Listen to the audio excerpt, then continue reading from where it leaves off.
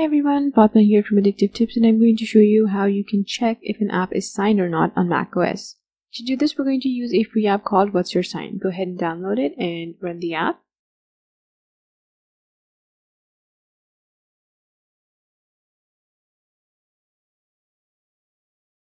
So this app works via the context menu. Find the app that you want to check for signage, right-click it, and select the signing info option. And you're going to get this window here that tells you whether or not the app is signed. You can also view the hash values for the app, and you can also see who signed the app. It seems that the app cannot scan apps that have been copied to the system application folder. So if you want to check one of those apps, what you should do is you should copy the app from the system application folder and paste it to any other location on your Mac. After that, just right-click it and then select the signing info option from the context menu. Thanks for watching. I'll see you later with more tech tips.